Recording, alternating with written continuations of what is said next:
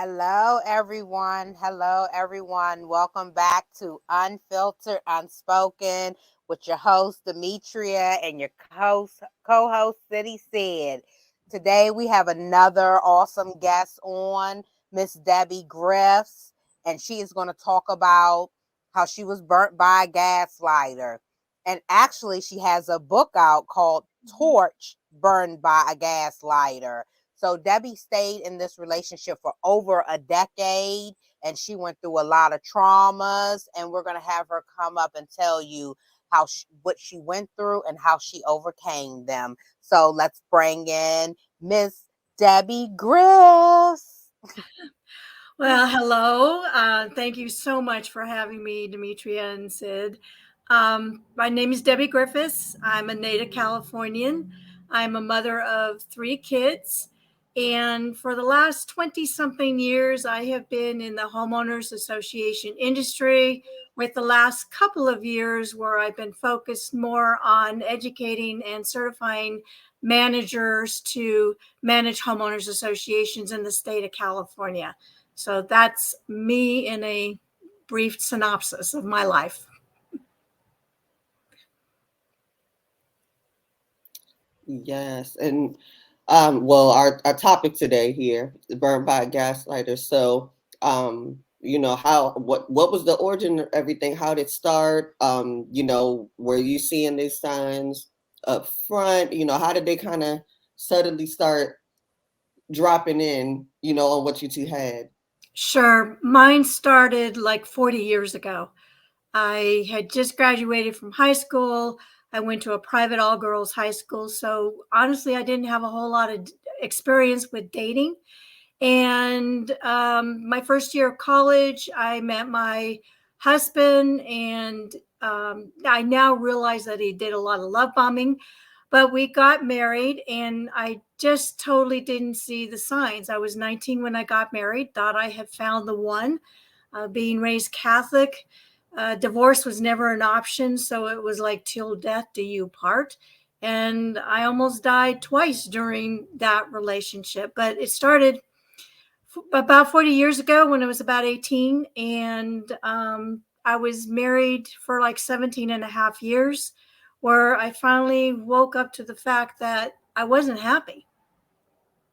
And I didn't really know why. And I called my mom one day and I said, Mom, I'm not happy, and I don't know why. And she said, we have been praying all of these years for this phone call. And I said, what do you mean? And she said, we've always thought that he was controlling and too controlling, and he's kept you, from us. So that was one of the things that I realized was the isolation. And I actually started questioning things from an article that was in the National Woman's Magazine that I picked up at the grocery store, because the cover had this really neat recipe that I thought I would try. So I brought the magazine home, went to saw the article, and basically it was 25 years ago was no more as verbal abuse. And I thought, well, that doesn't apply to me. Wasn't interested. Focused on some of the other articles. And a couple of days later, went back to that article and I started seeing some of the red flags that she was describing in her article, mainly that when he would come home from work, her stomach would flip.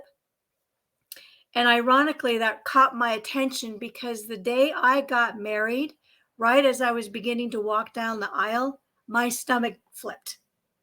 And my dad reached over and he said, you don't have to go through with this if you don't want to. Well, having 200 pair of eyes looking at me, starting to walk down the aisle and knowing how, the money and stuff that's been spent, I wasn't going to say no at that time. But that's what got me to start thinking about it. And then my ex at the time was a salesman. So he'd leave Monday and come back on Friday. And when the garage door would open, my stomach started flipping. And I'm thinking, no, this can't be. So it was through a series of these things that I went and sought therapy, professional therapy. And started sorting things out. And once I started realizing that I have codependent tendencies and trying to then determine my boundaries, then things escalated a lot more to the point where I became severely depressed and was suicidal. And I did attempt suicide.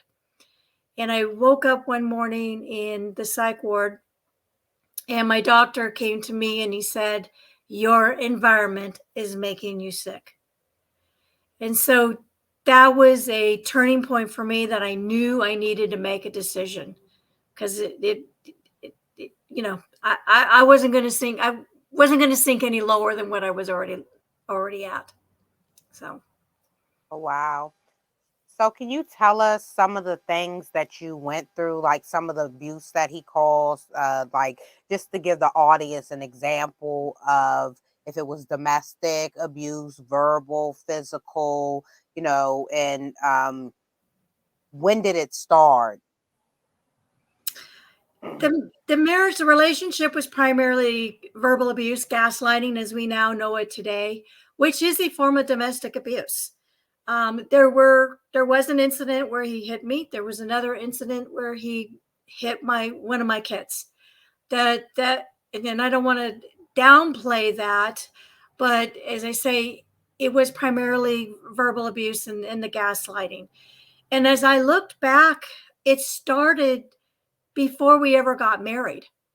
Um, we were dating, and we both, as I say, we both went to the same college. We met like in the first semester of college, and we would meet each other like around 7:30 in the morning, and then he primarily would come to my car and we chat, listen to music, for 15, 20 minutes before we needed to get to class.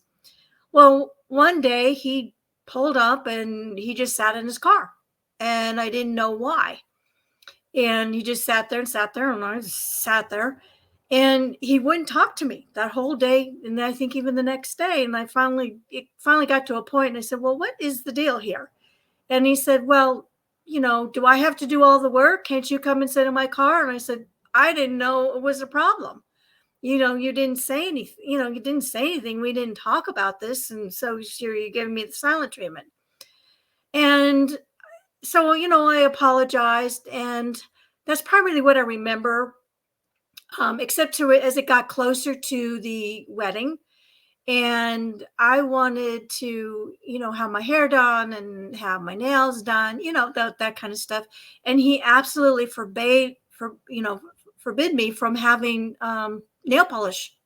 And I got to the point where at least he agreed to clear nail polish. I personally don't like my hands, so I was just conscious of how I looked. And like any bride, you want to look your absolute best. That's the day you're a princess. And I wanted to be a princess. And, I look back now, and he was trying to take that away from me.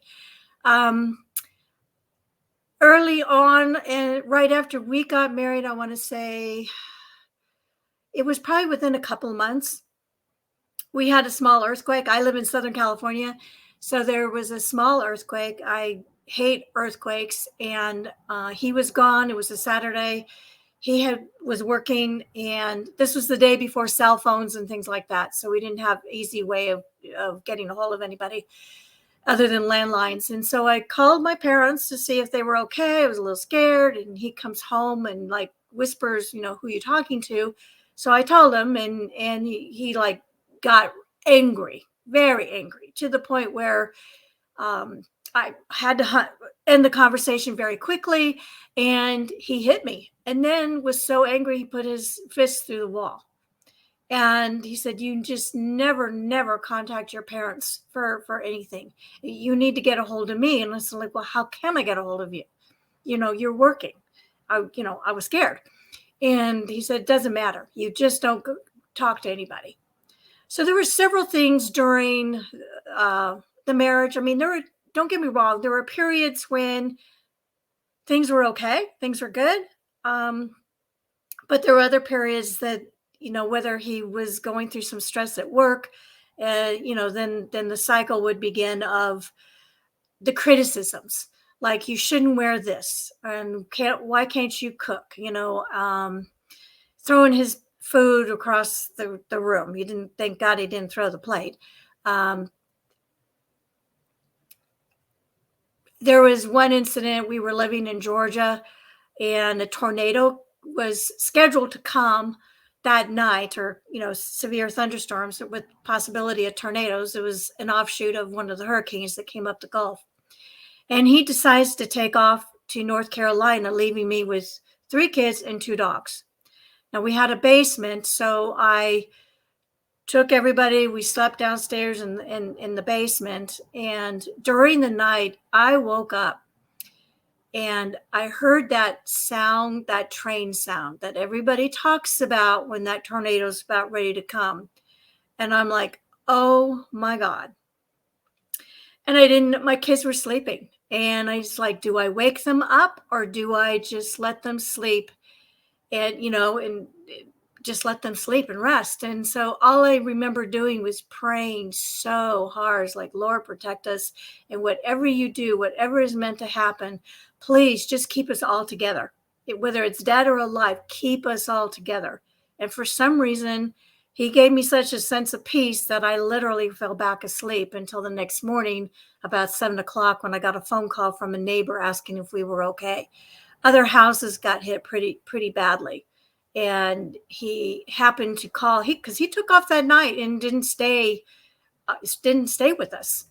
I found out later he had somebody else on the side. But he eventually called and then started yelling at me. And then I went, no. You come home. You need to come home and bring a chainsaw. We had some down trees, but nothing hit the house. We were very, very fortunate on that. So those are just some of the incidents.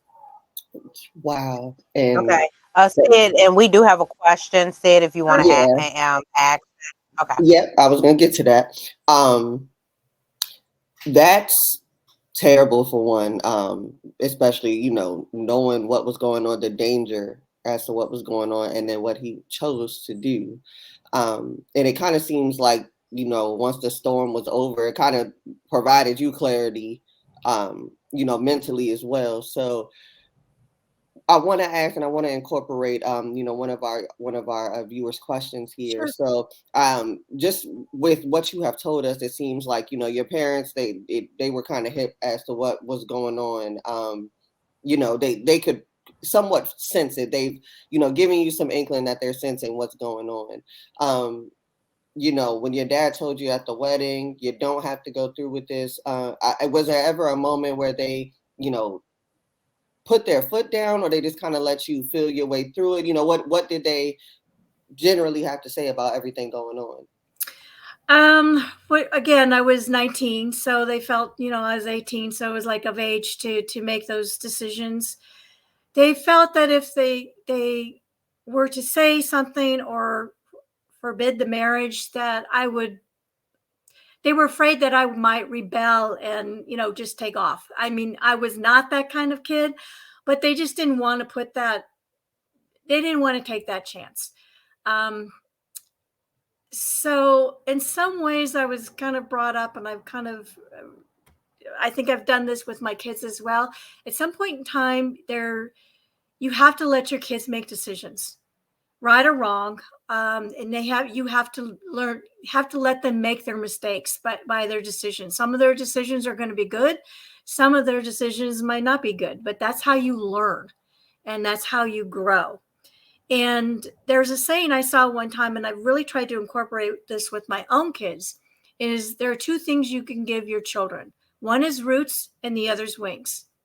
So you've got to provide that strong foundation in the early years. And then so that as they grow and make those decisions, they know more right from wrong. Now, in my case, my strong foundation was really based on my faith. And you'll see this intertwined in the book, but I would not be here without the grace of God. And, yes, has always been a perfect, straight, narrow path? No. I deviated off the path, but, I'm like one of those lost sheep. He found me and he's got me back on that path. So, and I want to kind of touch on something with my parents too. They suspected, as we got married, it was in Southern California. And then at some point in time, we moved to Georgia. That's where his family resided. And he wanted to be closer to his family where he eventually found work. Now, that geographical distance created more isolation. And as I really was only like really allowed to talk to them like once a week, it was primarily my mom would call, just basically checking on the kids. I never really opened up about anything other than, okay, so-and-so's got a cold this week. They started school. Other than the basic things, I was the one who kept things close to the chest. And I look back now, and the reason is I was walking on eggshells. I didn't want to start anything because I already knew he hit me once for reaching out to my parents. So I was always very guarded when it kind of came to that. But I think they knew that. They could sense that. I think a mother kind of always senses these things. So it's when I finally made that phone call, I think it was about 17 years in the marriage. And my mom said, we have been praying years for this. They thought he was controlling, but they didn't know to the extent. And they didn't know some of the stuff that I had endured, I had put up with. Yeah, wow. I have a quick question. Sure. Can you explain to the audience, how did you live a day-to-day life going through the traumas? How did you face society to get up every day through everything you went through? You mean before I got divorced or after I got divorced, or all through all of it? During the traumas, going through the traumas, getting up every day, going to work, taking care of the kids, like just how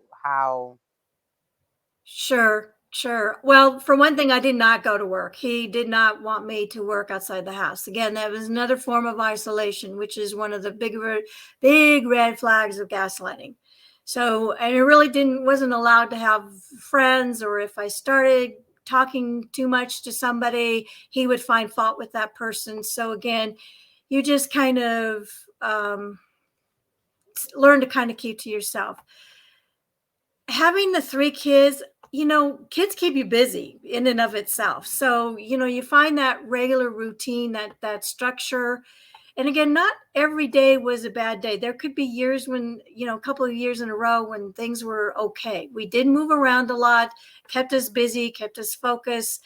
But as really after the last one was born, my daughter, because she was 4 when I separated, things really started deteriorating. He did not want to have too much with my second son.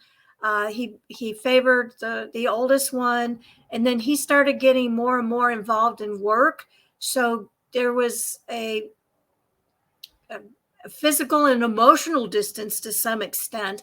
But he would finish his work like at 1 a.m. and then come upstairs, and I had already been to bed, and then, wanted, expected sex. And it's like, you're waking me up, why don't you come to bed, at normal time? Why are you working this late, and you're ignoring your family. So I think for a lot, my survival in a lot of things was denial. But it got to a point where I started getting physically sick. For one thing, I had some wisdom teeth pulled out, and it was like a Friday afternoon or something. I came back, I felt okay, so I finished cleaning the house because there was company coming. And a couple of days later, I literally collapsed, and I called the dentist office and I said, I really don't feel good. I don't know, I don't understand. And she said, did you rest or anything after you getting the wisdom teeth pulled? And I said, no, I felt fine. Didn't have any pain, nothing. I just went and did my own routine. She goes, no. She said, you have the anesthesia that we give you, because I was completely put out for the procedure. it stays in your system for a couple of days and you need to, rest and kind of, rebuild out. And I said, okay. And then I want to say when my daughter was about a year and a half or two, I developed pneumonia. Actually, my one son developed pneumonia and I caught it. And my husband was camping. He decided to go camping, even though I was sick and my other son was sick with the oldest one. They were very involved in the Boy Scouts. So he went camping, even though I wasn't feeling good. Middle of the night, I woke up in a sweat and I knew I had a fever.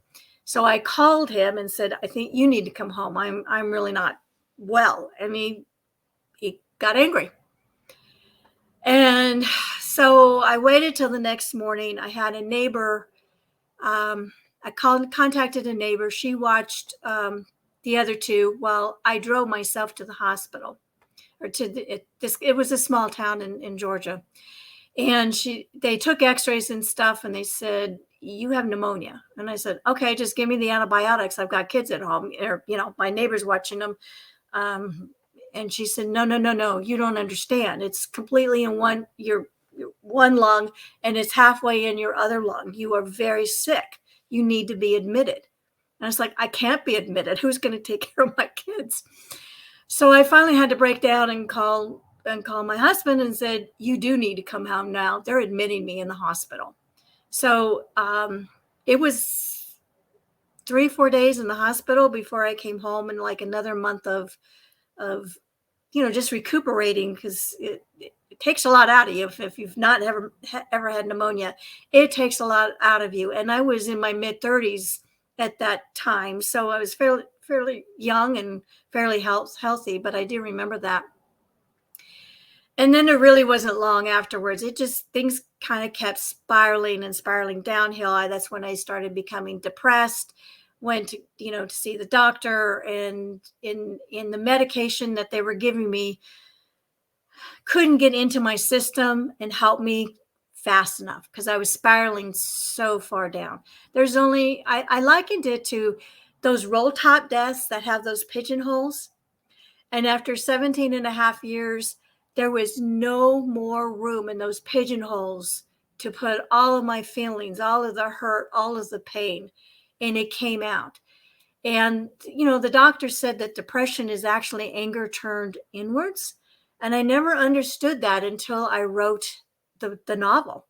And I went, oh, I really was angry because I did not leave a suicide note. And I did that I realized I did that on purpose. Because if I was successful, I wanted people to know what he did to me. And that's how angry I realized I was.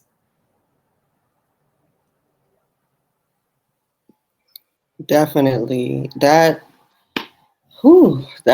heavy. That's really heavy. And it's unfortunate that, even in times when you are literally physically sick, you can't even depend on your better half. Right. So I guess moving forward here, what I guess turn of events or chain of events sparked the, I'm done, this is my final exit here? Waking up in that psych ward and the doctor saying your environment is making you sick. And I knew what he meant. And I had my mom and sister actually flew out. I was surprised that my ex even contacted them, but they did. They came out, and I told them what happened. And I said, look, I need to get a divorce. I know this is painful. This is not really what I want, but I can't live with him anymore. I can't allow him to do this to me anymore. And they totally agreed. And so, by the grace of God, got everything worked out. I had to find a job because I had not worked. So it's like, well, what do I do?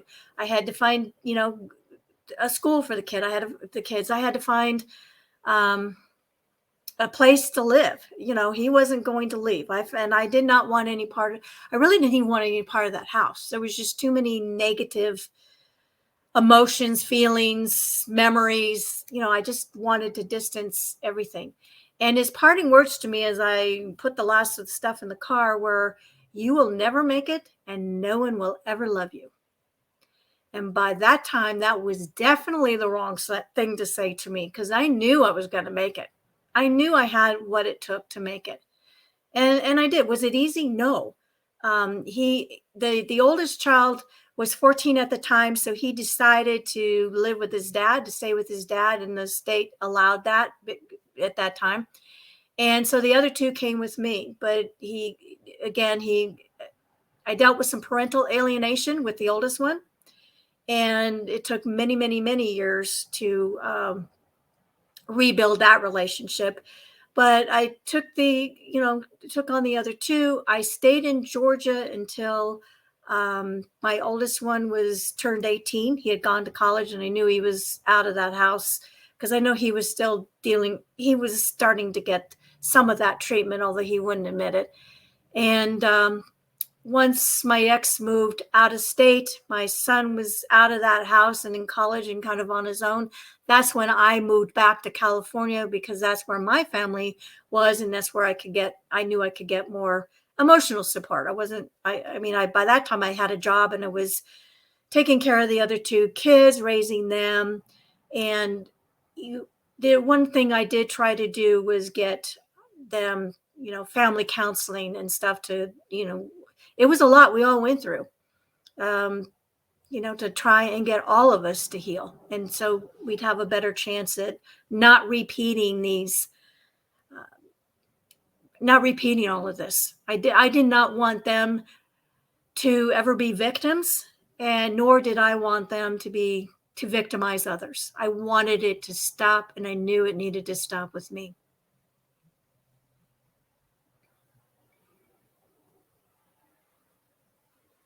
You're muted. I apologize. So we have a question. Sure. The audience wants to know, how did you leave?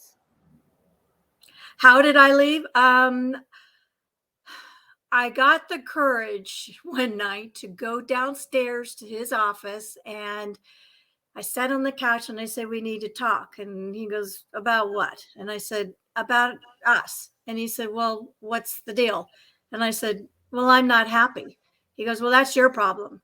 And I said, No. I'm not happy in this marriage. That's our problem." And he was stunned. And he tried to deny it, tried to find excuses.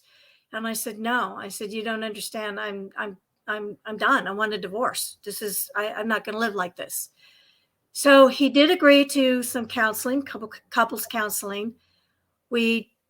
I agreed to it because I figured I needed to know I did everything that I possibly could before this ended, but I knew it was too late. So we went to counseling, and he almost went to the other extreme, trying to, more like with the love bombing, just like constantly in my face, like, "Well, see, I'm doing this. This is what you want. Aren't you happy now?" It's like, no. He just wasn't getting it. And I just said, this isn't going to work. I said, this just isn't going to work. I'm not happy, and this isn't making me happy. So that's how, I got the courage. He decided to go to North Carolina for a little while and kind of work from there while I looked to find a place. And then he came back while I was trying to get things out of the house. And that's, my last Carlo with the last of the kids, telling him goodbye. That's when he told me what he did. So.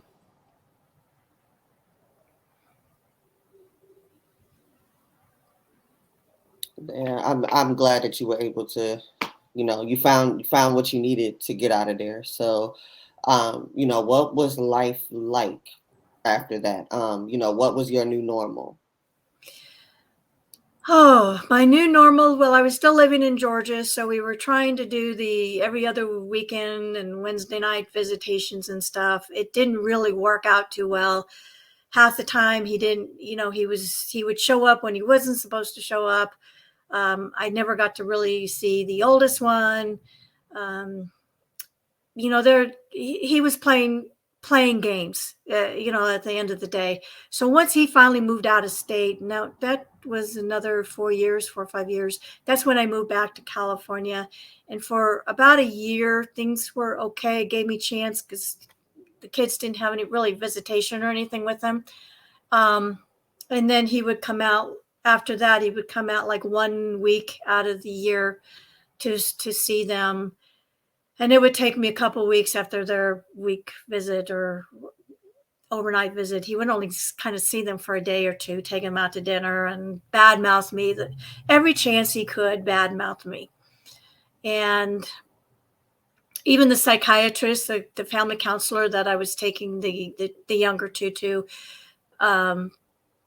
told him. He actually barged into her office one time, no appointment, no anything, and didn't understand. And she said, "You have got to stop bad mouthing their mother. What you're doing is you're eventually going to alienate yourself." And it took a few years, but that's exactly what happened. Raising the other two, my youngest one, she was only 4 when I left, so about the only thing I noticed from her, she was more like on the clingy side. My middle one, my second son, he exhibited a lot of anger issues.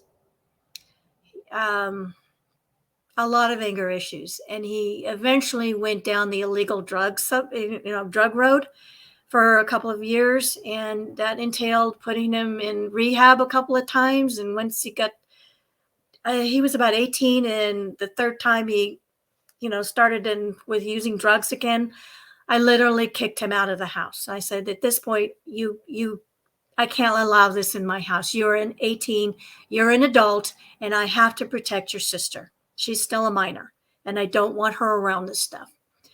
So I kicked him out. And about a couple of months later, I get a call from the sheriff's office about 2 a.m, telling me to come down to the sheriff's office. And although he was not arrested or anything like that, apparently he and his roommate were victims of being held up with a gun at their hands. There must have been a drug deal gone bad. And by the time we got through the sheriff's office and everything, it was really, really late. They didn't want to go back to their apartment. So I took him back with me, and I said, "This is just overnight. The next morning, we're going to go down. I'll find a halfway house someplace else for you to stay, but you are not staying with me permanently. It's just too late tonight to deal with all this anymore." And the next morning, I found him on the patio sobbing. I mean, gut-wrenching sobs. And I said, what's going on? And he said, "All of these years, I have been angry with you, and it really should have been Dad."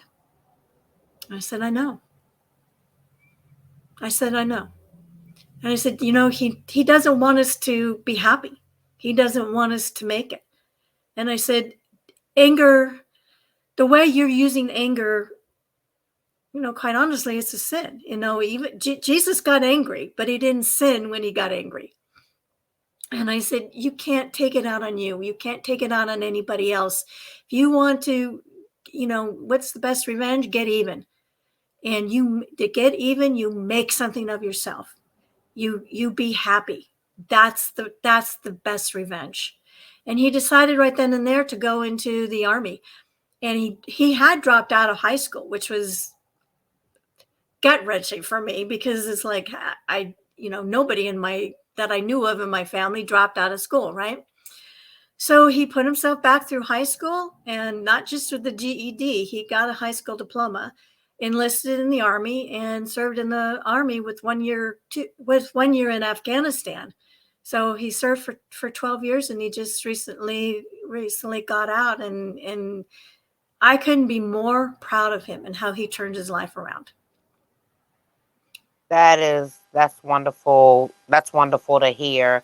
Yeah. It's thank you for showing transparency, how his dad's got gaslighting and domestic violence created anger with your son. And that's a big piece of what we talk about, is how kids watch the traumas that their parents go through which traumatizes the child and creates more anger issues.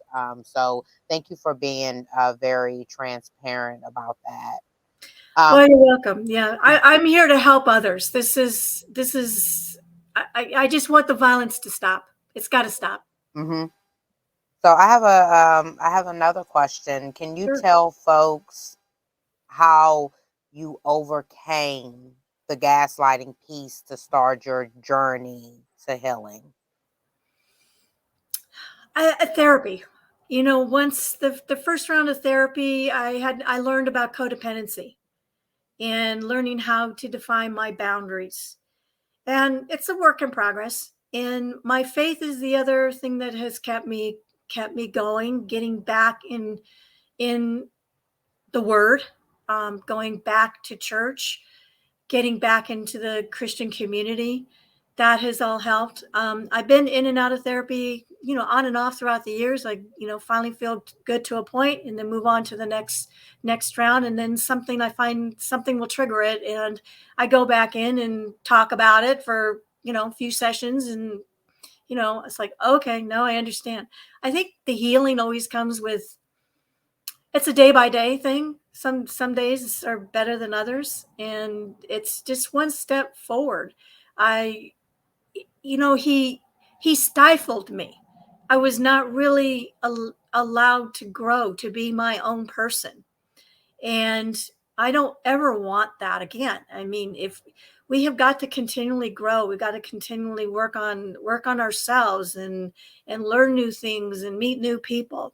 And it was just a combination of all of that, getting back in the workforce and learning those skills. And I put myself back through college, and I got a college degree. So was it easy? No, but it was just one step at a time. And I really look back on that time after the divorce and moving forward. And yes, there were challenges and stuff, but um, you, I couldn't be happier with the progress that I've made, that my kids have made. And I feel really good about the future. If I hadn't have made the progress that I did, I don't think I could finally have sat down and write a book. Now, I kind of joke that it took me 5 weeks to write something that was 25 years in the making, but it was time. And God told me it's time, and he's the one who gave me the words to write the story. It's a fictional tale based on true events. Two women, one younger, one older. The older one has gone through it. The younger one thinks that there's something going on, not sure. And there's a little bit of tragedy in there, but they help each other through, through to the end of the story. So I wanted just to kind of outline the red flags and the subtleties. As I say, for years, or there could be a long period of time when things were okay. And then all of a sudden something would trigger him, and it's like, well, what did I do? And then you feel like you're walking on eggshells, and if I say that, is he going to blow up? If I don't say that, is he going to blow up? So, and again, it got to the point for me, and I allowed that. I know now I will not ever let myself get to that point again, of being to the point of being suicidal. Definitely, definitely. And that's great that you were able to, come out of that, smarter, wiser, stronger. Definitely.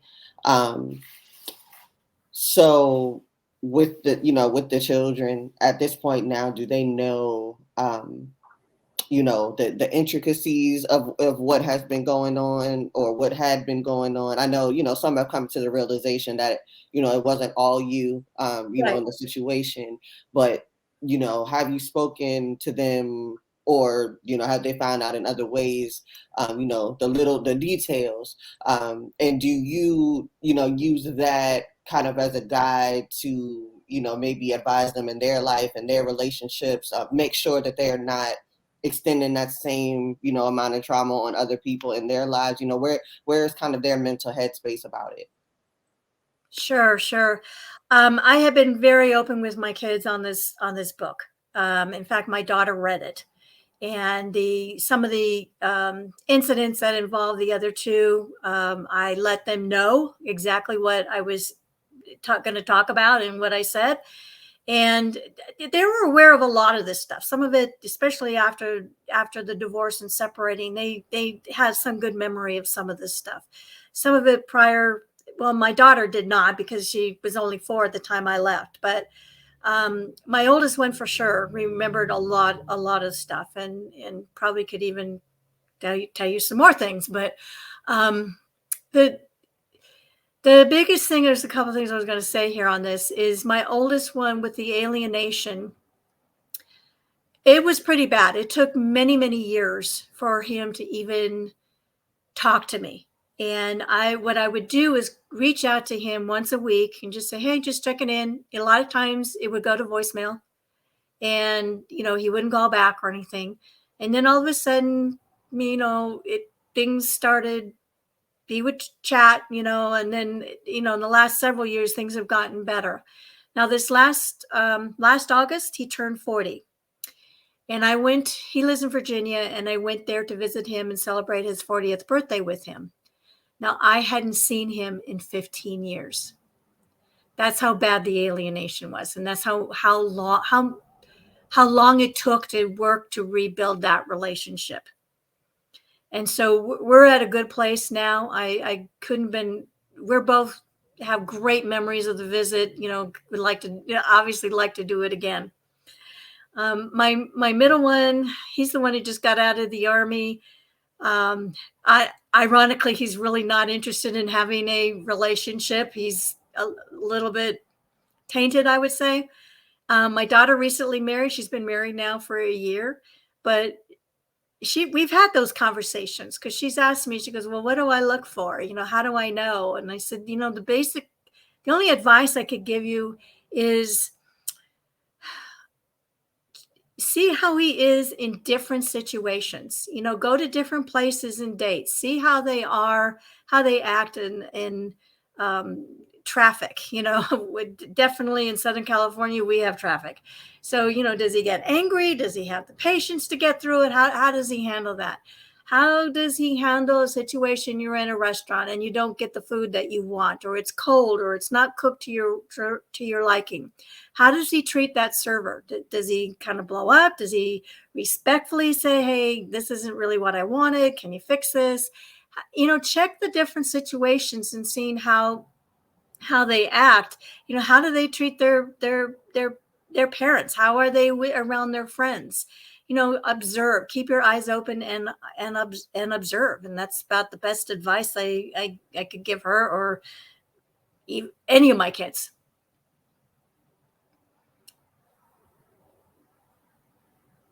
Definitely. And I know they've kind of had their, twists and turns on the road of life, but I'm glad everybody is in a better headspace now. I'm glad, I know that really hurt, having to not only go through that, and I'm sure you did what you could to shield them, from what was going on, to, them ultimately turning on you. But, in the same process, I know that you understand the mental acrobatics that go on, and how he was so able to even cloud your judgment. Of course, someone that is required to listen to what he says, in a sense, could be so fooled themselves. So I know it hurt, but that that took strength to not lash out yourself, or even badmouth him to the extent that you could have,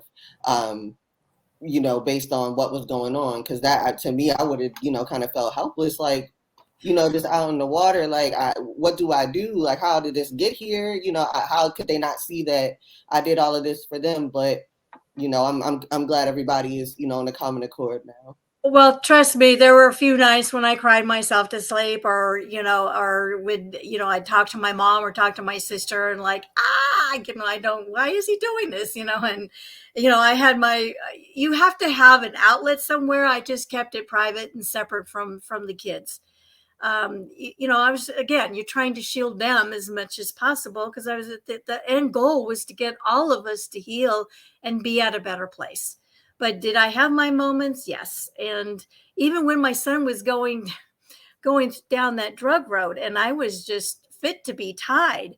And one of my favorite scriptures is, "Be still and know that I am God." And I'm like praying one day. I'm driving. I was going to a property for an inspection, and then like, God, what is there something I'm supposed to be doing, or is this something you're supposed to be doing? I need to know. Well, I turned this corner, and on this huge billboard are the words, "Be still," on a billboard.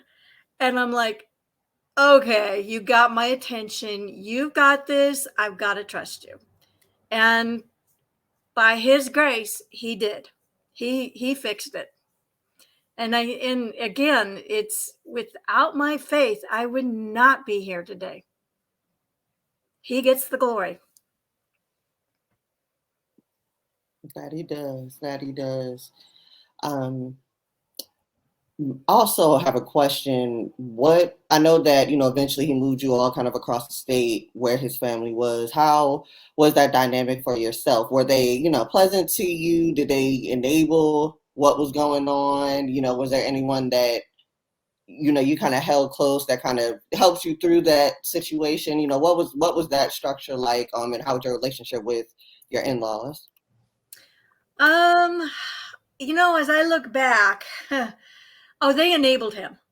Very much so. And I actually, I think he learned that behavior from somebody, one of his parents or something, but I don't know. I'm not a psychiatrist, so I can't comment more on that. But, they were always pleasant enough. They said they treated, like I was a daughter, but, I look back and, there was a lot of criticism. If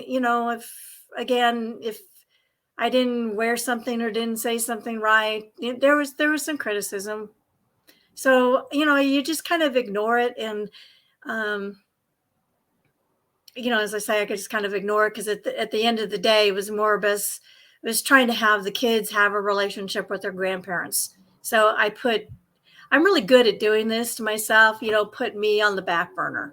So, and I think women are really good at doing this. We put ourselves on that back burner. We take care of everybody else but ourselves. So, and that's what I did. But you can only be on that back burner for so long, and you're going to give. And I gave. So.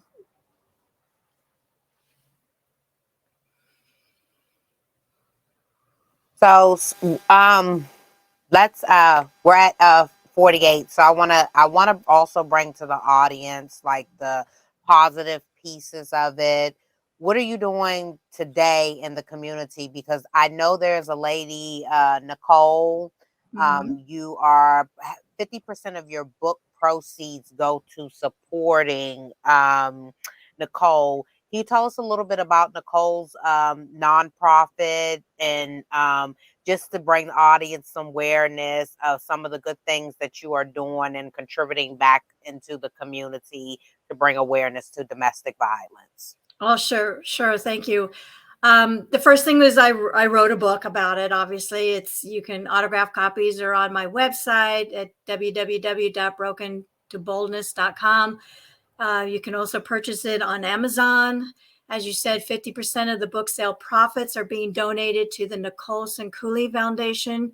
Nicole was brutally murdered 17 years ago by her boyfriend, who took a claw hammer 13 times to her skull. And the family has been in the process of getting signatures he's up for parole. The murderer is up for parole again in May 2023. So they're trying to get signatures to go to present to the parole board, requesting that he stay behind bars. So we have an event coming up next Saturday, actually, January 21st from 3 to 5 in Cathedral City, California. That's in a desert community out in the Coachella Valley. So we're going to have an event, domestic violence event, bring awareness, get signatures. There's going to be some speakers. Another lady and I will have our books there. Some of the local resources will have information and stuff as well there. So we're just trying to raise awareness in that community. Last October, if you already know this, I'm sure, but October is Domestic Violence Awareness Month.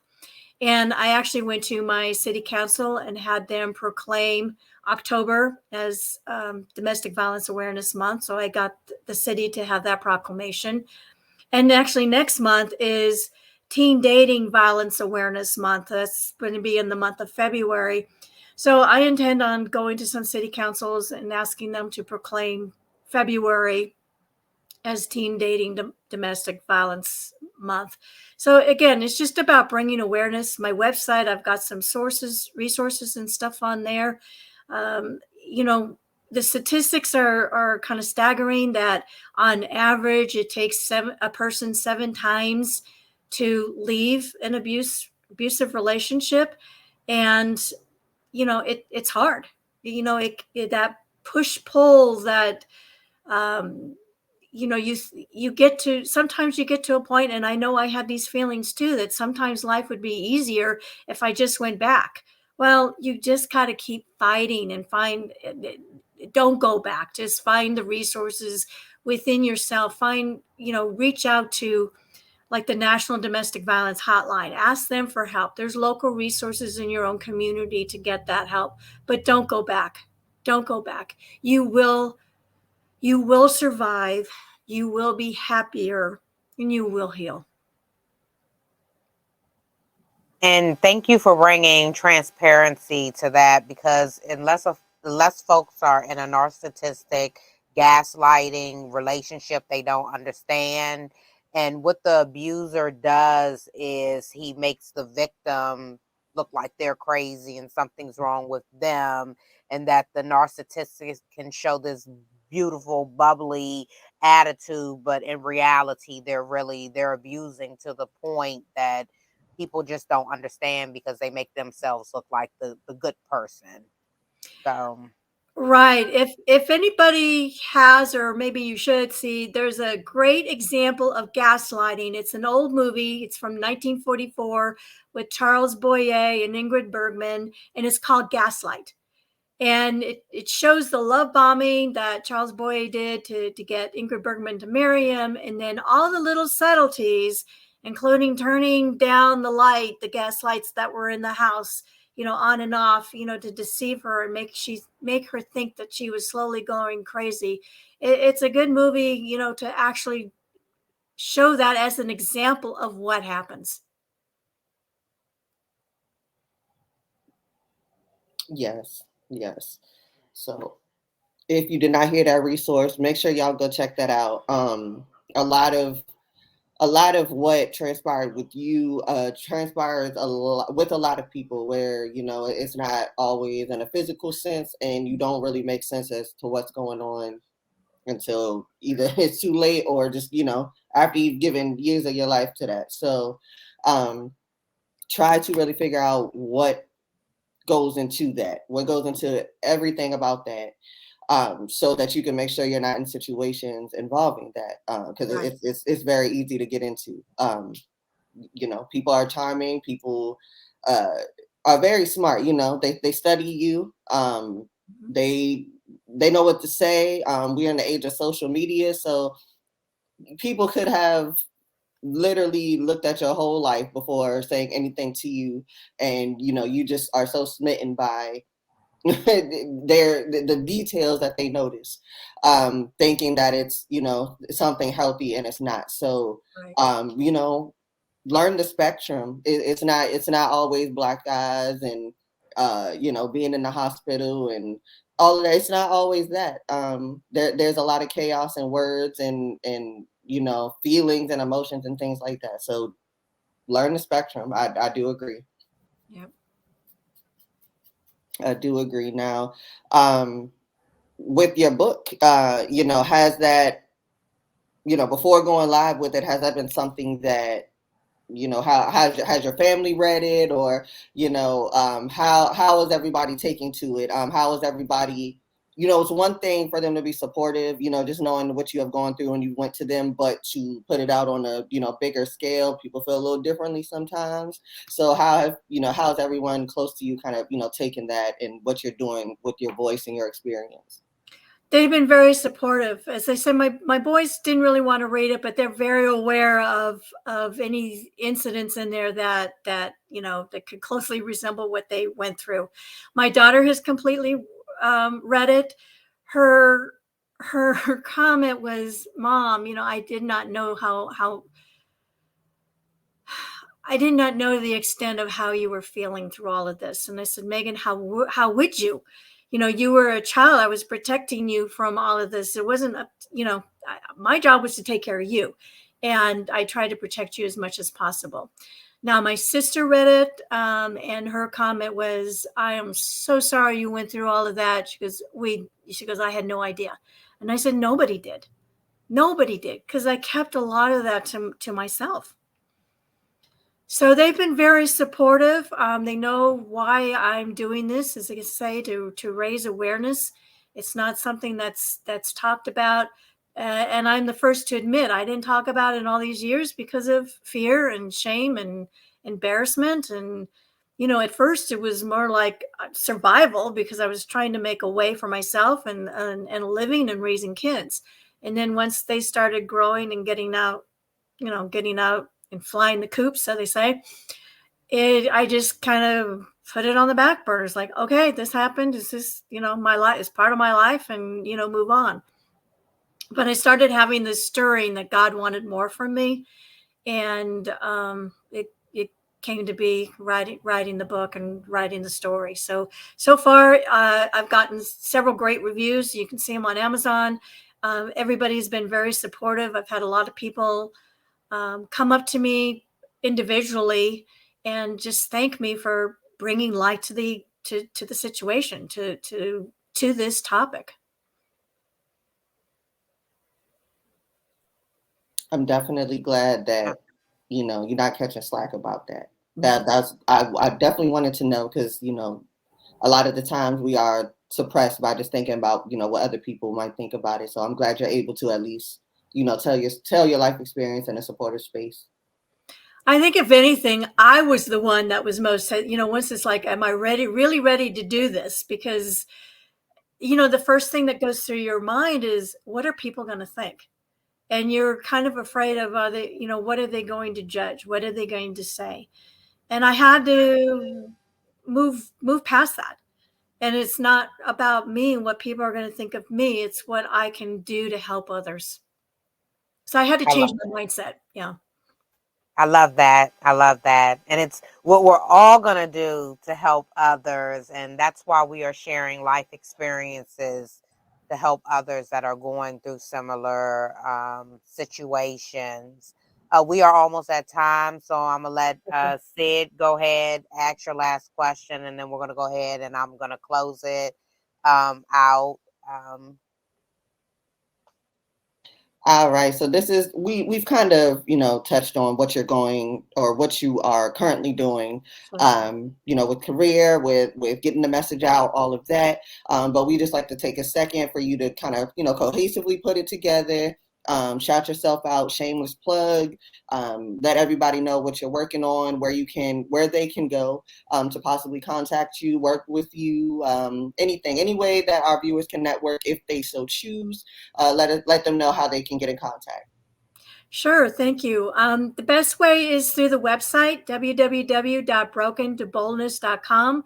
You can order an autographed copy through the website. I also have, by signing up with your email address, you can get a free cheat sheet basically on some of the red flags of gaslighting. I also have resources, including the phone number for the National Domestic Violence Hotline on there. I have other podcasts and stuff that I've done, as well as I've started both an audio blog on Swell and a written blog through my website. So I'm trying just to get the word out and just doing the educating and stuff basically through my website. You can also purchase the book on Amazon, Barnes and Noble, Walmart. As I say, next week, if anybody's in the Coachella Valley, come see me. It's called the Vault. It's in Cathedral City, so I'll be there from 3 to 5, help promoting and educating on domestic violence. And if anybody has any events that they want, and they want looking for a speaker, I'm happy to come and talk about it. Let's see, what else can I say? I'm just excited about the future, and again about bringing the end to or help bring the end to domestic violence. We all just need to be nicer to each other. Take a moment to step back before you say or do anything, because once you say it or once you do it, you can't take it back. So just let's all just be kind. I just like to end that on that. Be kind. I love it. And you hit it on the nail. Be kind to one another. And, as I always say, you never know what one is going through, and you never know who you're sitting next to and the traumas that they have been Absolutely. through. So we want to thank you for tuning into Unfiltered, Unspoken podcast. And again, I hope Debbie connected with someone that is going through a similar trauma to help you, because as we know, there are a lot of narcissistic behaviors out here in relationships and a lot of gaslighting in relationships. So know the red flags, and typically narcissists and those that gaslight are taking over control. And as you heard Debbie talk about, he isolated her from everyone, from her parents to her friends and anyone that came into her life. Her ex-husband pushed everyone away. And I understand, because I have been through that. And Debbie, thank you for being transparent about how the relationship traumatized your kids. So we also want to bring awareness. If you have kids, be mindful of the kids, because these traumas do affect our children. And how do we protect the children as well?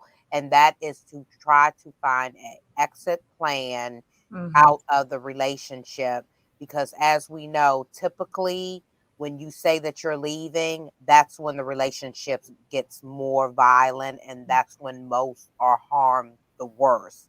So let's bring awareness to domestic violence, childhood traumas. Again, narcissistic behaviors and gaslighting is real. So look out for the red flags and protect yourself. And again, we will see you next Sunday at 7 p.m. ET, and we're going to keep bringing life experiences to you to help others going through similar situations.